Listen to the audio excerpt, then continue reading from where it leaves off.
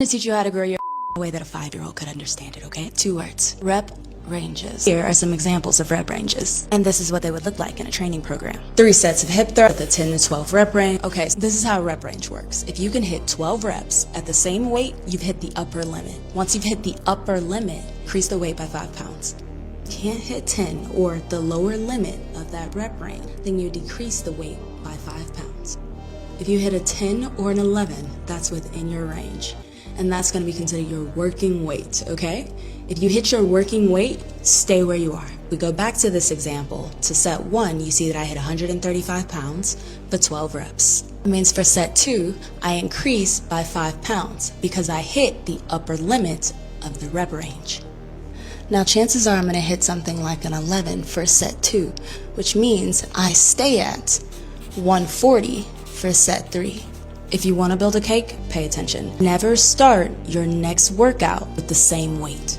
You're going to want to start off with 140 because you already graduated from this weight. It's too easy for you. All right, this is Sierra Hoke. This is excellent stuff here. I want to highlight a blog post I wrote on May 3rd, 2011 called The Double Progression Method. And it's about the world's first course in bodybuilding and muscle development exercises by Alan Calvert. He wrote that in 1911. So he wrote it 114 years ago. Workouts were to last 45 minutes, consisting of exercise for the entire body. Repetitions were between 5 and 10. The exerciser started with 5 reps. Every third workout, the exerciser would add a rep until 10 reps were reached. At this point, 10 pounds was added to the bar, and the reps started over at 5. This was coined the double progression method. So the world's first system had a progression method. Sierra details a progression method, and 90% of lifters out there in the gym don't do this one simple thing. They don't have a system, they spin their wheels, they never get strong, they're always blaming their genetics or blaming something with their program design when really they just don't have a system. And this system, by the way, requires you to go high effort, requires you to train to failure, requires you to get psyched up and prioritize your workouts. If you know that you worked really hard and have a record established and you got to beat that record, then you're going to do everything in your power to give yourself the best possible chance of utilizing progressive overload, which means you better sleep well, you better be eating well, you're going to warm up properly, you're going to be psyched up properly, you're not going to go do an hour of cardio before your workout because you know that would fatigue you. You're not going to go in on an empty stomach feeling starving because you know you won't PR. You're not going to go train at midnight when you normally go to sleep at 10 o'clock because you know that you won't have a good workout. So Sierra, thank you for bringing attention to this insanely important, critical topic. It's not sexy, but this is exactly what you need to get you the gains. I'm Bret Contreras, aka the Glute Guy.